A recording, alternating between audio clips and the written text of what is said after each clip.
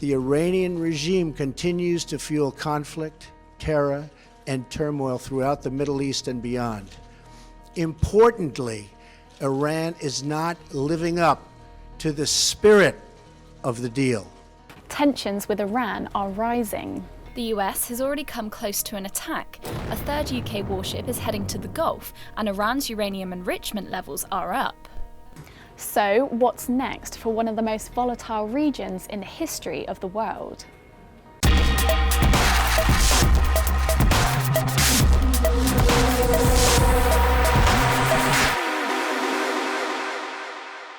You might be hearing a lot about how both the UK and the United States aren't getting along too well with Tehran. But what's the reason behind the rising tensions? The United States and Iran have a long-standing history of troubled relations, but the latest escalation started after the US accused Iran of attacking 2 Japanese oil tankers in the Gulf of Oman, where much of the world's oil is transported. And so the world watched on, as events between the two countries reached boiling point.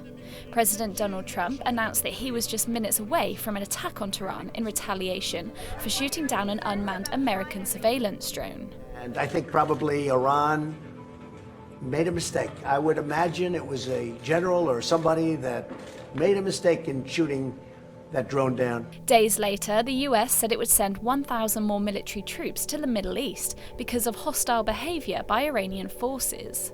But Tehran has consistently denied the attack on the 2 oil tankers and said it wouldn't stick to the international agreements it made about its alleged nuclear ambitions any longer.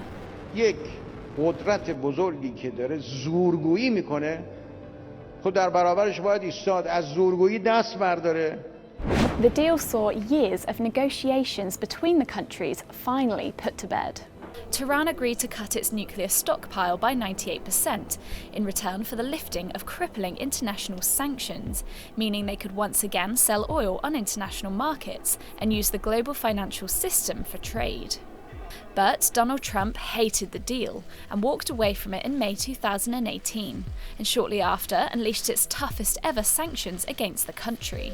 The unlawful extraterritorial economic sanctions imposed on Iran by the United States in violation of Security Council Resolution 2231 represent the greatest threat to the achievement of sustainable development goals of Iran and many of our neighbors.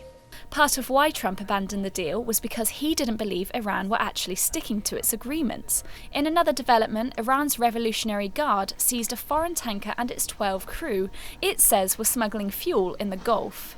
The oil tanker was said to be travelling from the United Arab Emirates, but so far the UAE officials have denied it's theirs. And most recently, the US Navy destroyed an Iranian drone in the Strait of Hormuz, in what Trump says was an act of defence, after it came within 900 metres of the USS Boxer. The United States reserves the right to defend our personnel, our facilities, and interests, and calls upon all nations to condemn Iran's attempts to disrupt freedom of navigation and global commerce.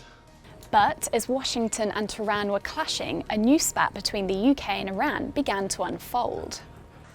British naval forces seized an Iranian supertanker off the coast of Gibraltar, known as Grace 1, after suspecting it of breaking EU sanctions by illegally shipping oil to Syria.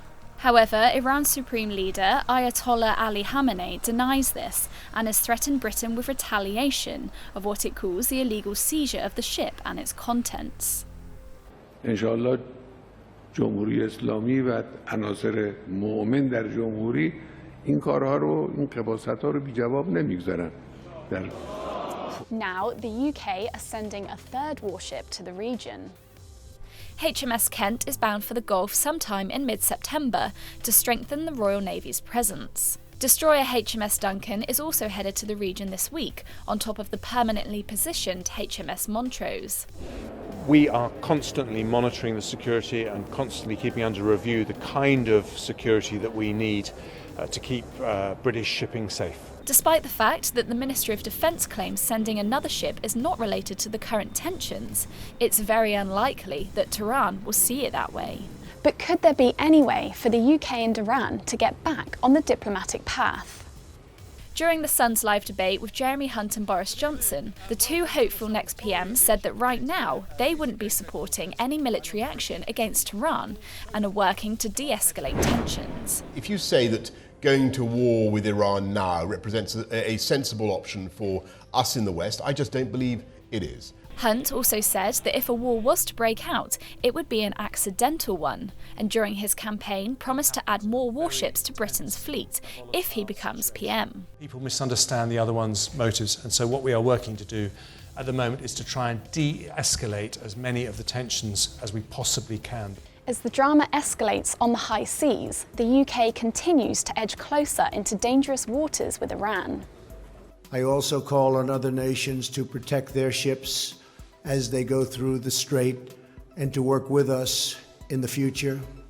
The US is pushing its closest ally to also ditch the nuclear deal, and with Iran pressing on with uranium enrichment regardless, the next Prime Minister may have to calm Washington and deal with an increasingly volatile Tehran at the same time.